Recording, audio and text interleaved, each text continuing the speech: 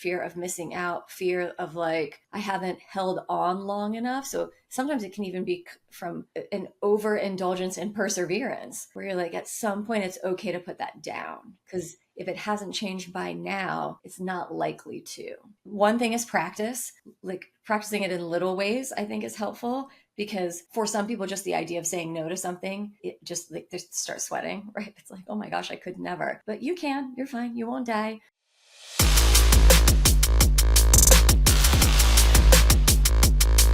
Happy birthday to you.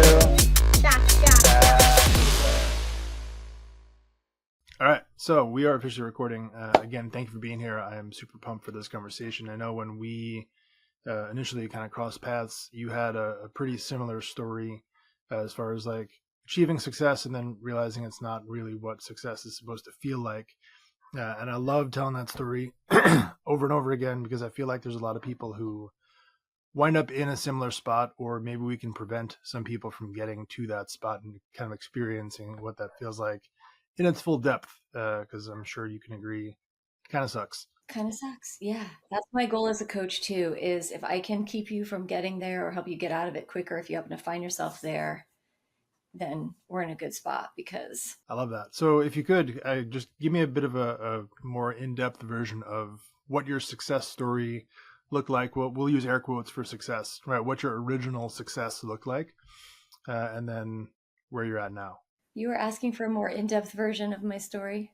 Yeah, it's really just if you could kind of take us through what your original version of success looked like, and then now kind of what does that definition look like in current times? So for me, I had been in corporate for about 20 years, because it's kind of what you did. Like everybody wanted to have a corporate job, and that was the thing. That's where you had your financial success and your security, which I think a lot of people would say is mostly gone from that industry, from that world now anyway, with all the layoffs and craziness, regardless of industry. But for me, it was, getting out of college and then getting into corporate and then just working my way up over the years. And the most recent corporate job I did was at a tech company. It was actually a wonderful company, like excellent culture, treated everybody really well. We all got along well. I haven't worked there in years and still friends with some of the people. But I was working with a coach at the time too, which is how I got into coaching. And so I was very much performance driven. So was I getting raises? Was I getting promotions? Was I earning commissions? Like on paper, how was I pushing myself up, so that if someone's like, oh, what do you do? It's like, oh, I'm a director. Oh, I'm this, or oh, I'm that. So the title, the financial piece, of course, because when's the next promotion? When's the next promotion? When's the next raise? Except I didn't necessarily love the job that I was doing, even though I was good at it. So I kind of fell into it.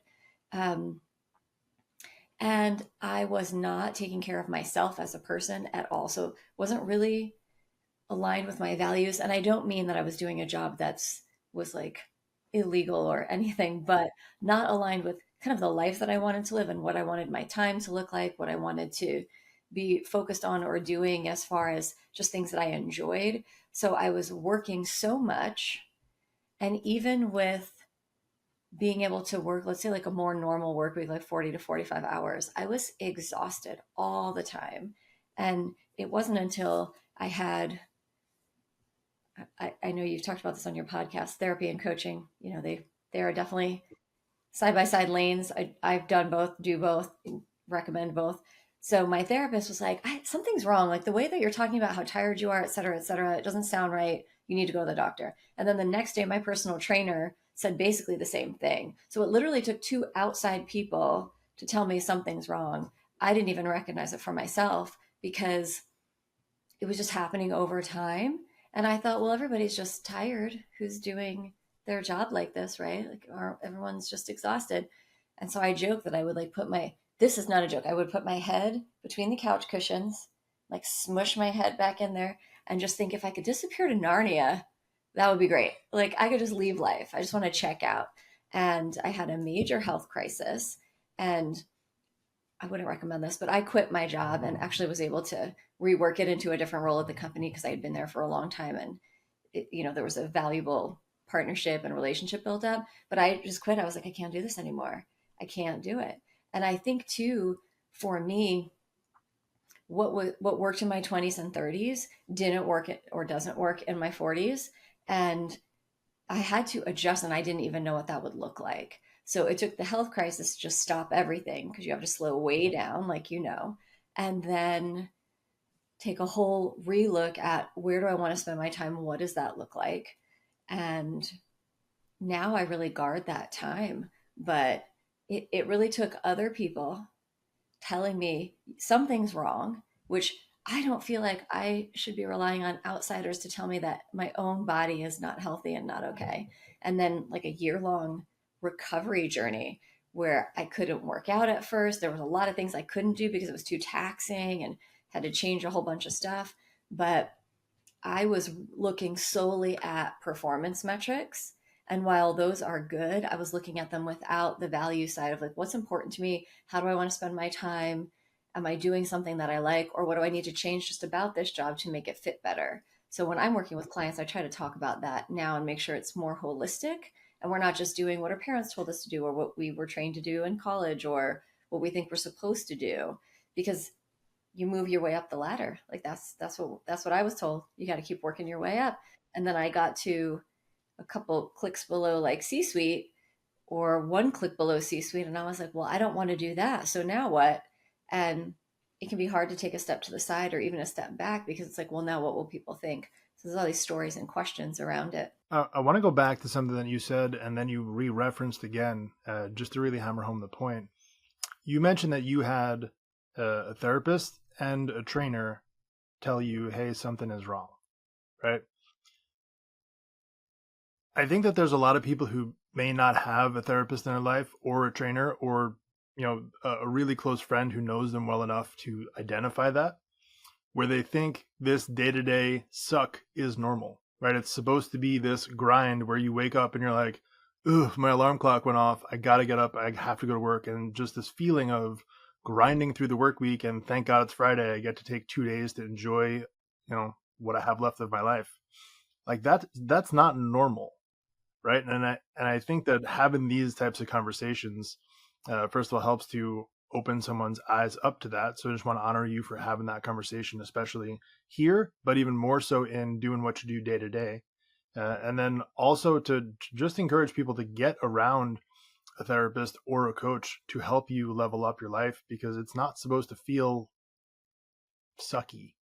Like, there's going to be some discomfort along the way, but it shouldn't be this hustle and grind mentality 24/7, and just burn yourself to the core to try and get to this definition of success that you've been taught your entire life is, your name on the door and flashing lights, and that's the pedestal. I 100% agree. So it's really getting clear for yourself on what does success look like. So, as an entrepreneur and a coach, when I left corporate, it took a minute. In my mind at the time, I was like, oh, well, I have a skill set. I'm good at it. That just means I'll be successful. It doesn't work that way, because the skill and the business are two separate things. So I had to do a lot of learning, which any entrepreneur will, to, like, actually run a business, which is separate. But I had to say, like, that's okay if the finances don't look like what they did in corporate, because neither does. I don't have Teams or Slack on my computer. I schedule meetings when I want or don't want. I can take clients when I want to do. So, I can make more of my own choices. And that was the way that I wanted life. But it's not that everybody wants to leave corporate either. Sometimes it's just shifting in the role or the mindset. But I think what you said is so spot on, is, like, knowing that this grind or that upward trajectory is not the only way. It's not the thing. So for me, it was like, I'm crying when my alarm clock goes off. That doesn't seem normal. Maybe I should actually acknowledge that that's what's going on and do something about it. I'm exhausted, but also not sleeping, but also sleeping, but also waking up exhausted, like this weird cycle. So, okay, what's going on there? And so noticing things that seem out of the ordinary, asking even the people in your life, like, does this happen to you? Because I wasn't really asking. I just, the analogy of the frog in the pot, it just gets warmer and warmer and warmer. And you're like, oh, now it's boiling and I'm here. But you don't really necessarily know what the journey was to get there. So having other people who can point it out is helpful. But being aware of what's going on in you and for you, I think, is really helpful. And hearing this conversation and going, I thought I was the only one who cried when my alarm clock went off. Nope. Nah, I definitely agree, and I think I was just looking for a quote that I had heard the other day. It's bringing old faces into new spaces turns seasons into cycles.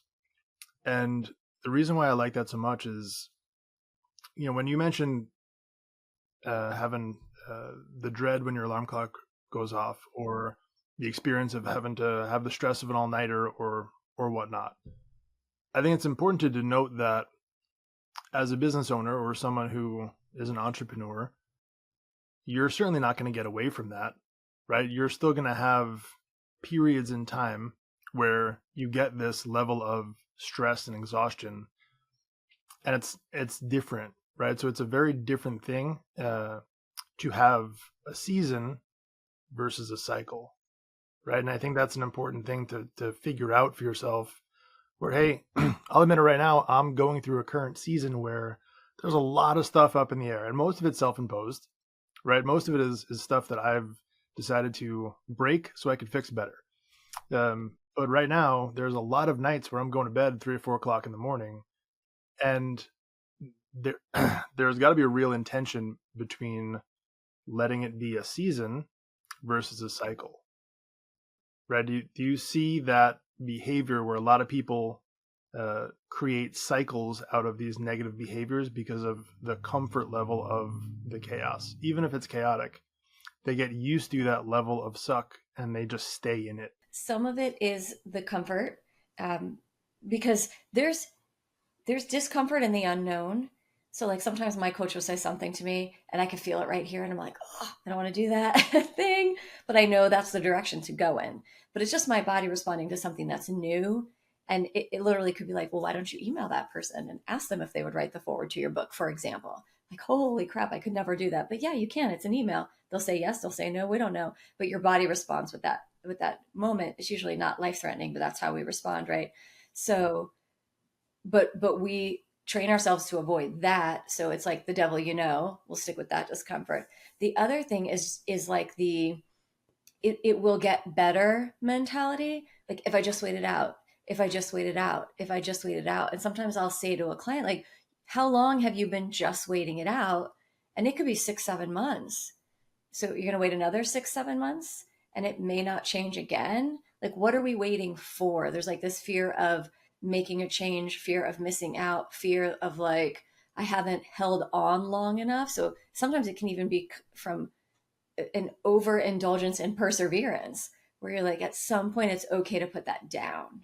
Because if it hasn't changed by now, it's not likely to, especially if you're talking about like a weird culture or things like that. And, on the flip side, too, for all these people who've been laid off lately, like, as much as you thought you were integral, one day you were and one day you weren't. So, how long are we waiting while we're personally struggling and negatively affecting ourselves when it could be gone like that? And are we taking care of ourselves too? I think that brings up a great point too about identity and people who attach their identity to what they do in their 9 to 5.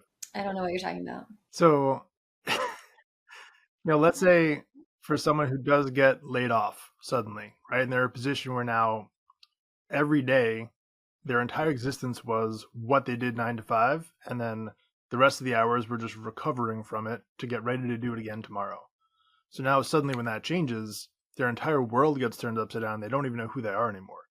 Do you see that like lack of identity or misplaced identity as a common problem? Yes, and I even did that too way back when, because that was the thing that is like, especially depending on your age range, that was the thing that we were told to do, right? You have to have the career. And what's the first question we ask people? What do you do? Right. So I've seen groups or conversations where it's like, describe yourself, but not by your job, because we're trying to take that out of like, who are you just as a person? So yes, definitely.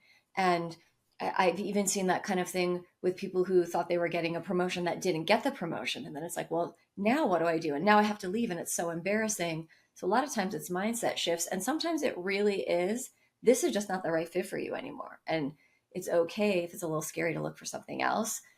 I don't think it's, what we grew up with, where you stayed where you were for 50 years and got your watch and moved on. Now it's 2 or 3 years. And if you want to go to something else, let's do that. Because it can all be scary if that's how you want to look at it, or it can all be adventurous if that's how you want to look at it. Yeah, and I think that's a great point too to bring up, in that it matters so much your perspective on what's happening. You could look at these things as the worst thing ever or the best thing ever, but I think it really depends on your understanding of self and how yourself plays a part in that thing, or that thing plays a part in yourself. Because I think a lot of people have this different perspective where, again, their identity is part of this system, or hey, this 9 to 5 is just a piece of who I am. But I think a lot of that tends to rely on how much they know themselves and their authentic self, right? And I think a lot of entrepreneurs tend to attach too much of their identity to the business and the hustle and grind of it, right? Being an entrepreneur and being obsessive about your business is great, but you have to be able to control it where it feeds into your life, not sort of the other way around. Right, right. I think a corporate job can do that just as much if you're not understanding where your boundaries lie and what's important to you. That's why knowing what your values are so that you can make your requests through authenticity, like you said, is so important. I love that you said boundaries, because I think that that's something that not a lot of people, I don't want to say not a lot of people have. They have them. They're maybe not aware of where exactly they are, and they definitely don't enforce them. Right? So for someone who's maybe not so sure where exactly their boundaries are, or who's maybe lacking the confidence to enforce those, what would you say to a person like that? Well, it's interesting, because there's two buckets for that. There's the personal life, and like I couldn't possibly say that to my mother type thing. And then there's how could I talk about my boss to that? Wow, how could I talk to my boss about that? So, it, one thing is practice, like practicing it in little ways, I think is helpful because for some people, just the idea of saying no to something, it just like they start sweating, right? It's like, oh my gosh, I could never, but you can, you're fine, you won't die, right? So we find ways to practice it in little ways that maybe feel less tumultuous to us. Like you can tell that thing, that person no, and you don't feel like I might lose my job. And having the conversations, like we are talking about earlier, that may be slightly uncomfortable, but it's okay. And on the flip side, if you feel like your manager, your boss, that situation is so scary to you or so unhealthy that you don't feel like you can have that conversation, then again, back to your values, what are you actually looking for? And maybe you don't have that conversation. Maybe it's something different, that decision you need to make. But setting boundaries, yeah, practice with saying no, slow down too with our yeses. That's equally as important, right? People will say yes, yes, yes to everything. Wait, wait, wait. Why are you saying yes to that? So looking at the behind the scenes of it, why am I saying yes to this? Is it aligning with my values?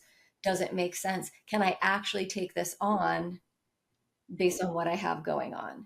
And asking some of those questions too of like, I already have these three things. So if I say yes to this, which of these three are we not going to deal with right now? And so bringing other people into the conversation too. Yeah, that's very true. And I think this is something I've talked about a lot in the past couple of days, is people who say yes to things out of a need for people pleasing, when ultimately it's very much not aligned with who they are, their skill set, and it becomes so much of a detriment to themselves and also the company. Like when you say yes because maybe you are deeply passionate about the thing and you want to be able to help, but it's just not your skill set. And what winds up happening is it causes so much harm, and it puts you in a spot where now the company's looking at you like, hey, we gave you an opportunity because you really wanted to and you failed.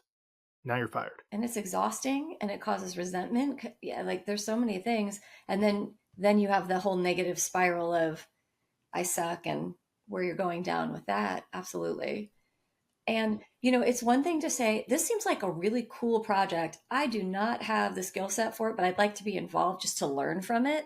So being able to admit that piece and say the truth of why you want to be involved, that's huge versus just like, yes, I'm in. Right. So that comes back to me to the authenticity piece. And I feel like, and I've struggled with this in the past, I think everybody has, of like, what is the real answer here?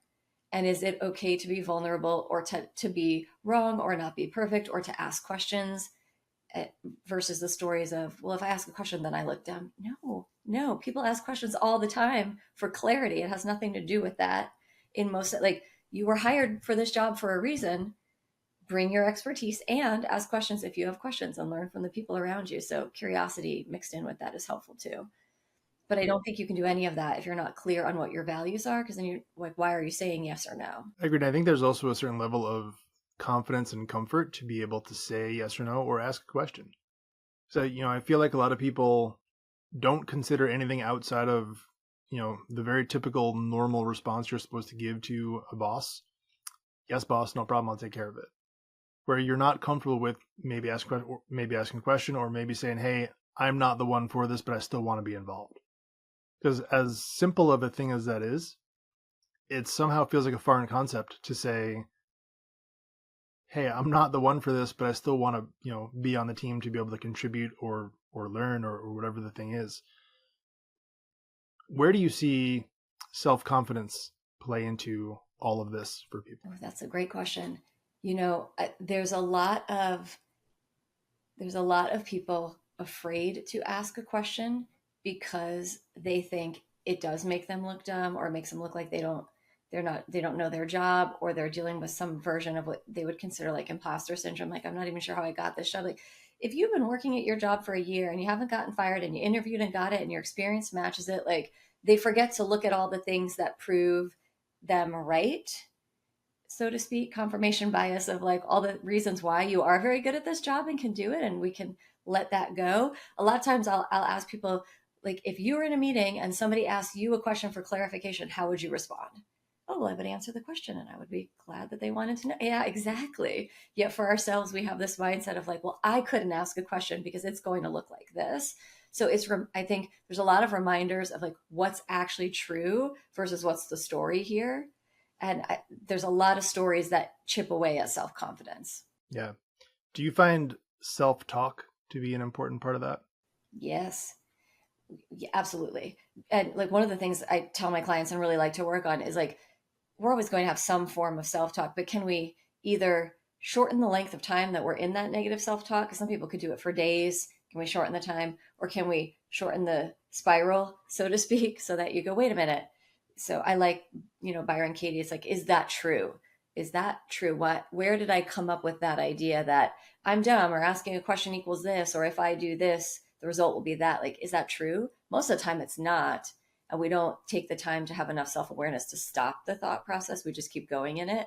And then of course we're looking for everything, again, confirmation bias that just proves it right, rather than that's not true. We don't have to grab onto every thought. They can flow right on in and right on out just the same way. What about having some level of reset for that? I know for me, one of the things I like to do is I'll go for a walk and just be able to sort of disconnect, go out, refresh kind of the mental space that I'm in, and come back and then give it another go. Do you think that having some level of reset, whether it's a physical activity, a mental activity, helps in that? Well, it does for me for sure. So yes, I do. I would agree with that. Taking a walk is so helpful, but especially if you're whether you're at work or at home, like, how can you step away for some moment of time? Yeah. And also, if you like to journal it. Like, what are the questions I'm saying to myself? What are the things that I'm thinking about this? And can I do some of that work around, is this true? What's actually true? Why am I believing that? So now let's talk about like having a North Star as far as core values. I know that a lot of people like to say that they have a core value. I don't see a lot of people actually really well define them and then live by them. Do you, in your experience, think that core values are an integral part of someone who can operate authentically? I do 100%. Like, there's a list right over here. I have a journal in the other room that has some written down, because it affects the way I interact in relationships, whether they're personal or professional. That's how I know if working with someone is in alignment for me, whether it's a client or a partnership or a friendship. So I do, but you have to be willing and able to ask the questions, go deep, do the healing. I know you did a couple of podcasts on grief and death, which is a large part of my story as well. And like really dealing with some of the things that are hindering, and allowing us to essentially hide behind versus putting those things aside to really say, like, this is what's important to me. And to be okay with that being important to you and finding your people, because sometimes you draw a line in the sand and the people that are currently in your circle, maybe they don't like it, or you're concerned with what will my family think if I move from, I've been a lawyer all this time, but it's sucking my soul. And now I want to own a bakery, right? Like, that's okay. But if you know what's important to you, you can make those decisions and you can speak about them without defensiveness or concern because they're coming from a place for you that is really meaningful. Yeah, and I think all of these things that we've talked about so far with self-confidence, with authenticity, with core values, really play an integral part with each other in having that true definition of success. So like I know for myself, when I look back at where I was 6 years ago and beyond, I didn't have a great definition of who I was authentically. I didn't have a set of core values that I lived by. And to be able to look back at where I was and kind of like, oh yeah, hey, light bulb moment. None of these things existed. No wonder why I was in that spot. But for someone who's maybe in a spot right now where they are not super happy, they're struggling with what success even looks like, they're struggling with their self-confidence, what do you think like a good first step for that person might be? Because it could be overwhelming, right? There's a lot of discomfort, there's a lot of challenging conversations, there's a lot of work to do to get right. It took me 5-6 years, and I'm not an expert yet. I'm not done, right? So I've gone through a lot of the process, but there's plenty more work to do. So like, where does someone start in that process? I love that question. And I was similar to you. Like when I first left corporate, the way I was coaching is very different to how I coach now because that was my experience then until I started doing all the work and uncovering like, wait, what is actually important to me? This isn't how I want to coach. And if I coach this way, I'm actually going to coach people into the thing that I have been working so hard to get out of. So that remembering it's a journey, I think is huge. I think we all feel like we have to arrive. It's like, no, you just have to get from step one to step two, not to the top of the building immediately. So I think that's one thing. I like to start with like an energy assessment and an enjoyment assessment. Like, what are the things that I'm doing right now that I really enjoy that give me energy? And what are the things that I do not enjoy that are sucking the life out of me? And if the energy and enjoy list is pretty long, okay, that's a good start. Great, which some people's like 50-50, some people have really long. But let's look at the stuff that's not working. Like, can you delegate some things out? Can you change it? Or is it like a huge part of your life where you really want to shift it up? But just having a sober look at like what's working and what's not. How many things are sucking your energy out of you where like all these things are exhausting and there's one thing that's adding?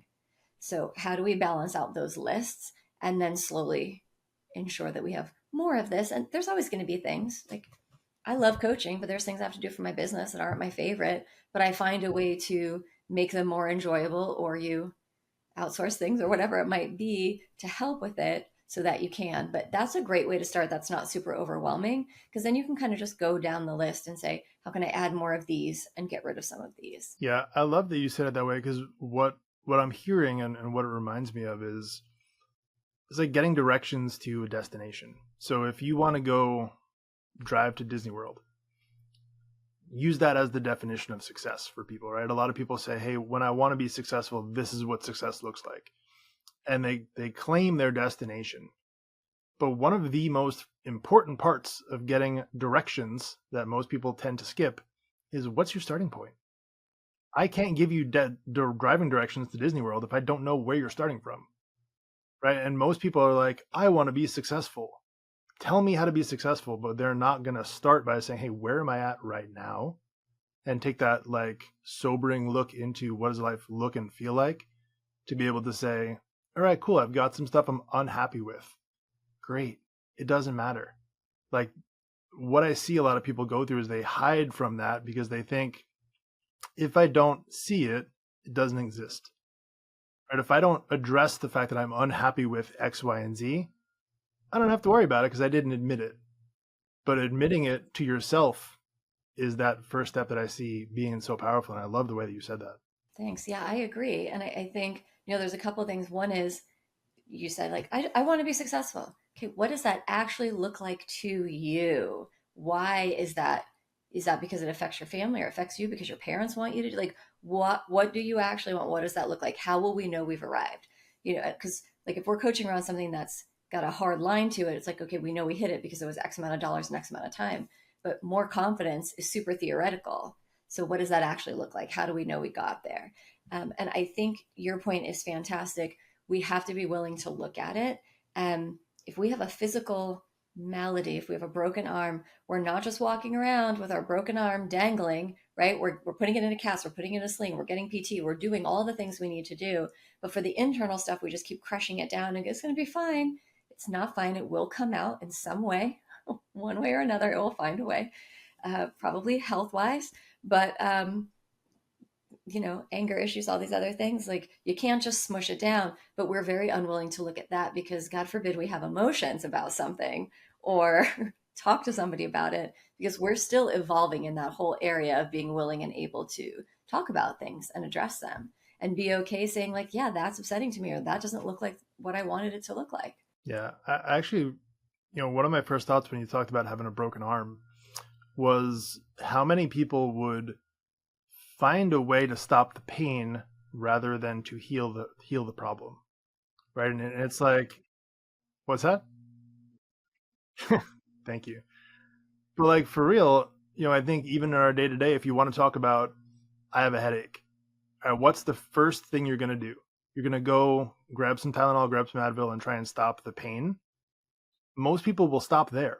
They're not going to think about, all right, well, why am I getting constant headaches? Is it a vitamin deficiency? Is it because I'm not drinking enough water, not sleeping enough? What's the root problem? And, much to the same point, I think a lot of people will look at, hey, how do I stop the pain? But what's going to happen? It's going to repeat. And oftentimes, like if you don't actually address the underlying issue, it's going to repeat and then it's going to grow and it's going to become a larger problem. Yeah, that's exactly what you and I both experienced. And yeah, I could definitely get on a soapbox about that. Well, here's the opportunity. I'd love to hear like what is your real passion behind this topic, and kind of speak to people who are in that position or when they have a cycle of just addressing the pain, not the underlying symptom. Yeah, for me it was for me a big part of it was underlying grief, because grief is tricky. The world doesn't stop even though you're trying to deal with something. And we talk a lot about grief around death specifically, but unmet expectations, financial grief, relationship grief, like there's a lot of different things. So a lot of that can go unaddressed. But for me, stomach ache, back pain, neck pain, sleeping issues, like all these different things. And you could chalk them up to a lot of things, but if you're willing to go deep and do some of the work, whether it's coaching type work or therapy type work, again, same highway, different lanes. If you don't address it, it's coming out, and we're either self-medicating emotionally or physically because we don't want to have the pain, rather than go through what I would say is the short-term pain of addressing it. It's high in that just pain avoidance moment in all things. It's like, well, if I have emotions around this, that's going to hurt. Yes, for a time while we're dealing with it, but once it's done, then it's done. We don't have to carry it and keep doing that. So to me, that's the important thing, is to look, like you said almost earlier with seasons, like short term versus long term. Do you want to constantly be dealing with the emotional, physical, mental, spiritual effects of this thing? Or do you want to have a short term discomfort for the peace that comes from addressing it long term? I think that you would tend to agree that the freedom and joy that comes from going through these uncomfortable processes is 10 times greater than the pain of the uncomfortable process. Right. So I think one of the more important mindset shifts that I've seen, and I'm curious for your thoughts on this, is like the definition of success is not reaching the CEO title or reaching the financial milestone, but the evolution of yourself in the process. What is it actually doing to you as a human in the process of getting to that place?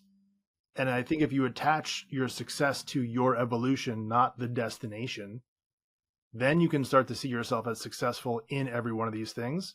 And having these uncomfortable conversations is success. right? So you look at every day when I tear myself down and figure out, hey, this thing that sucks, I'm going to address it head on, because that's what success is the evolution of me in the journey to get to this place. Right? So I think it starts to shift your perspective of what success looks and feels like into looking for opportunities to find discomfort, because you know on the other side of that is freedom, is joy, is so much fun. We just got to find the ways to grow. I agree. And it also opens opportunities in a totally different way for those successful things. Because like for me, I mentioned earlier, I got to a point where I was like, I need to quit this job. I said, I'm not leaving today, but I can't do this role anymore. And my boss told our CEO, who I then had a conversation with, and I ended up staying for another year and a half or 2 years in a new role because they didn't want me to leave, and I really didn't want to leave the company, but I couldn't do that job anymore. So I created a new role with him, and it was super cool, and I actually really loved the job. um, Now again, that's not going to work for everybody. I'm not do not condone just randomly quitting your job, but having a conversation that was super uncomfortable, that was kind of taboo, and my CEO at the time was like, I'm really glad you said something and didn't just slide out the back door, because it enabled us to look for a solution. And so now if I notice I'm kind of like procrastinating on something, like I don't really want to do it, I go, okay, what's going on with me? Like, what am I afraid of? And if I lean into that, what's on the other side of it, that's probably going to be really great, that I'm just currently feeling out of my comfort zone about. But again, it's never, it's sending an email, or making a request, or messaging somebody new on LinkedIn to like, hey, I'd love to learn more about this thing that you do. Like, they're innocuous at the end of the day, but they feel, and we're so intent on not having those feelings that we kind of don't go to it. But I agree with you. For me, even in a conversation I had yesterday with a friend, like, so I am pleasantly surprised by how people respond when you're showing up authentically than trying to dance around. It doesn't work. It doesn't work. And it's exhausting also. It is very much so. Now, how much of that do you think relates back to being unoffendable? Because for me, I see a large correlation between the people who show up authentically and the people who are not easily offended by whatever the answer is, because they already know who they are, right? The people who are easily offended, I think, look for conflict, look for problems, and that is a roadblock for them to make progress, because they're so stuck on that thing without realizing how it's affecting their journey. Yeah. Well, and that's like, dating could be a good example of this, right? Like, if you are showing up fully authentically and you tell someone, this is a boundary for me in dating, and they say, no, thank you, you go, okay, peace out, goodbye, because it doesn't affect you, because you don't want somebody who doesn't care about your boundary. Or if they say, yeah, I'm in for that, you say, great, you're in for that, great. But like, if you don't express it, you're not showing up fully, and then you're going to be carrying all that internally, because you you don't set your boundary, but somebody's breaking your boundary because they don't know about it, and then you're upset because you've abandoned yourself in that. It's like, no, you put it out there. And I think a big sort of piece of freedom for me is like, I'm not for everybody, right? Like, you go into a room, some people are going to love you, some people are not going to like you, most of the people don't care. You feel that way about some people feel that way, but it's fine. Like, we don't have to be liked by everybody, we don't have to be for everybody, it's okay. But the more authentic you are, you find your people, and then it's a great time and great conversation. Yeah. And I love that example you brought up too, because I think it's a really clear one for a lot of people. I know I've been in relationships where when you start, you look past certain things, or you think, hey, I'm not going to bring that up because it might be an uncomfortable conversation. And then 5 years later, you find yourself in a situation where you're upset about this thing that was maybe even just a lie of omission. You didn't address it from the start. And one of the quotes or sayings that I love is, I don't know, I'm going to mess up how to say it, but bear with me here, is a lot of the pain comes from unmet expectations, from uncommunicated needs. So we get, right? So we get stuck and we get upset by, hey, you're not meeting my expectations. But am I doing a good job of actually explaining what those expectations are? Most of the time, no. We're just expecting other people to mind read and know what we want without us actually saying it. And then we get offended or we get upset, by all these things that we're not actually asking for. Yeah, I blame rom-coms for that. Like, no rom-com would exist if one person would ask like two clarifying questions. There's so because we love to tell stories. Like, we are, as humans, we're storytellers, and so if there are blanks, we will fill it in. And for some reason, we always fill it in with catastrophe. So a lot of times with clients, I'm like, "Have you just asked? Because you're making this whole piece that came from here, and if you had simply like you filled in this gap with something, and then you built the entire house off that, but you just put Play-Doh in when you needed cement. Like, ask the question, get the clarity on it." And and we don't. We want to have. Oh, I think there. I think it's this. Okay, based on what, right? So it's a lot. It's a lot of that. Like, what's the truth? What's the truth? Yeah. Ask the question, get the clarity, I think is some of the most concise, excellent advice I've ever heard.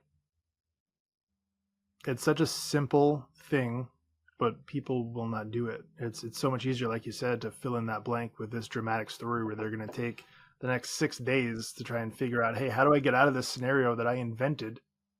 And most of the time, it's not even real and could be solved with a simple, uncomfortable conversation.